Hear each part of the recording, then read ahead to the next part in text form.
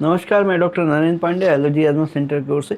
बहुत लोग बहुत ज़ोर खाँसना शुरू करते हैं। शाम होने के बाद से ही बहुत ज़ोर से सूखी खाँसी आना शुरू हो जाती है। आज ये लेके चर्चा हम लोग करेंगे। अगर वीडियो पसंद आए तो ज़रूर एक लाइक दबाइएगा और सब्सक्राइब नहीं किया हो तो एक सब्सक्राइब बटन दबा के ऑल दबाएंगे तो सारे वीडियो आपको पहले ही मिलेंगे। शेयर अगर करेंगे, बहुत लोग नहीं जानते हैं, उनको जानकारी प्राप्त होगी। तो बहुत लोगों को सूखी खांसी, बहुत ढाँ करके सूखी खांसी होती है। रात डिस्टर्ब, अपना भी रात डिस्टर्ब होता है। आस-पास में जो लोग सोए हुए हैं उसी कमरे में या पास वाले कमरे में वो लोग भी डिस्टर्ब होते हैं। खांसी एक ऐसा चीज़ है, लोग देखते हैं समझते हैं कि खांस रहा है, सिर्फ खांस नहीं रहा है। खांसी होने से छाती में तनाव आता है, पेट दर्द हो जाता है, पूरा शरीर में, क्योंकि खांसना एक्सर्शन सारे शरीर को एक्सर्ट कर देता है। ये बड़ा दुखदाई स्थिति है। तो ये खांसी जो होता है, ये खांसी होने की वजह बेसिकली एलर्जी है। एलर्जी की वजह से ब्रॉडली कहीं भी चिकित्सा इलाज के लिए जाएंगे तो देखेंगे ब्रॉडली एंटी एलर्जिक दवाइयाँ ही इसमें चलती हैं। तो ब्रॉडली अगर अंधकार में एंटी एलर्जिक दे रहे हैं तो हम लोग को खोज करना है कि क्यों हो रहा है, कौन सा एलर्जी की वजह से हो रहा है। ये खोज अगर हम लोग कर पाएंगे तो रास्ता साफ हो जाएगा। उसका कारण अगर जानेंगे तो निवारण भी संभव है। कारण अगर जान जाएंगे तो निवारण आगे बढ़ के हम लोग कर सकते हैं। तो इसको जानने के लिए, पहचानने के लिए हम लोगों को ज़रूरत है मॉडिफाइड स्किन प्रिक टेस्ट करने के लिए। शाम के बाद अचानक खांसी शुरू होता है, इसका वजह है हमारे एटमॉस्फेयर में बहुत सारे पेड़ पौधा हैं। ये पेड़ पौधा भी हम लोग की तरह सांस लेते और छोड़ते हैं। सारे रात ये लोग कार्बन डाइऑक्साइड छोड़ते हैं और ऑक्सीजन इनहेल करते हैं। सुबह सनराइज जैसे ही होता है तो इनका रेस्पिरेटरी पैटर्न पूरा चेंज हो जाता है।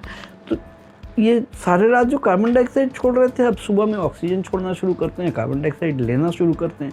तो ये पूरा रेस्पिरेटरी पैटर्न जो अपसाइड डाउन हुआ है, इसमें प्लांट में बहुत बड़ा मेजर ट्रांसफॉर्मेशन होने की वजह से उसका जितना अनबाउंड पॉलेंस था वो एटमॉस्फेयर में डिस्पर्स हो गया। यही कहानी फिर शाम को भी होता है।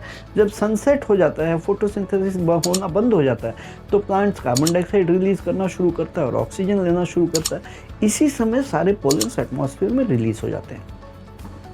तो ये जो पोलेंस एटमॉस्फेयर में रिलीज़ हुआ, हमारे सांस के साथ अंदर गए, शरीर में लंग के अंदर खुजलाहट पैदा की। जैसे शरीर में खुजलाहट होता है, अर्टिकेरी या दगड़ा होना या दाफर होना, उसको नोचते हैं हम लोग, खुजलाते हैं। वैसे ही छाती के अंदर जब खुजलाहट शुरू होता है तो ये खांसी का रूप लेता है। ये खांसी चेस्ट टाइटनेस करता है, छाती को लगता है दबोच के अंदर से रखा है। क्यों? क्योंकि अंदर खुजलाहट के साथ साथ सूजन भी होना शुरू होता है। तो इनको पहचानना बहुत ज़रूरी है। एलर्जी के लिए हम लोग को सबसे ज़्यादा ज़रूरत है allergy modified skin prick test करके चिन्हित करना, किन किन चीज़ों से एलर्जी कितने परिमाण में हो रहा है। ये जांच जब हो जाएगा, ये जांच परीक्षण के बाद हम लोग को रिपोर्ट मिलने के बाद हम लोग इसके खिलाफ जिन जिन चीज़ों से जो हमारे शत्रु हैं अंदर शरीर में जाके शत्रुता कर रहे हैं, उनके खिलाफ स्पेसिफिक इम्यूनिटी बिल्टअप करने के लिए इम्यूनोथेरेपी वैक्सीन दिया जाता है। जैसे जहाँ आतंकी हैं वहाँ कमांडोज अगर चारों तरफ फैल जाएं तो आतंकी अपने ख़त्म। दुश्मन के खिलाफ दीवार खड़ा कर लीजिए, दुश्मन इस पर नहीं आ पाएगा। वैसे ही एलर्जी के खिलाफ रोग प्रतिरोध क्षमता बढ़ाने के लिए इम्यूनोथेरेपी वैक्सीन देते हैं। वैक्सीन के लेके भी दिमाग में भय आता है कि वैक्सीन मतलब इंजेक्शन लेना पड़ेगा, बहुत सारा ये वो।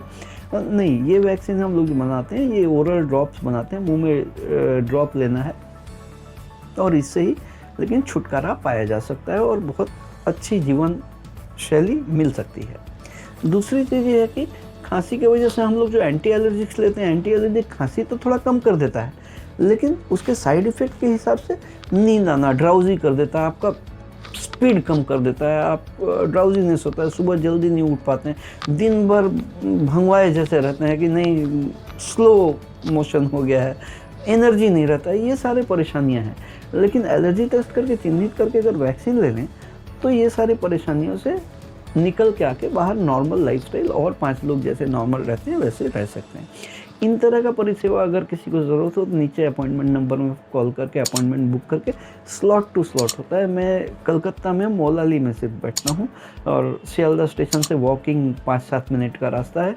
मौलाली मज़ार है मस्जिद और इंटाली सिनेमा हॉल के बीच में ये एलर्जी एजमा सेंटर कोलकाता है। यहाँ आके आप लोग ये परिसेवा ले सकते हैं। आज के लिए इतना ही।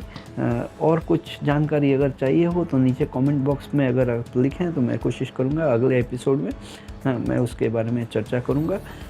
आप लोग स्वस्थ रहिए, खुश रहिए, हैप्पी रहिए। मैं doctor Narendra Pandey, allergy asthma centre की ओर से।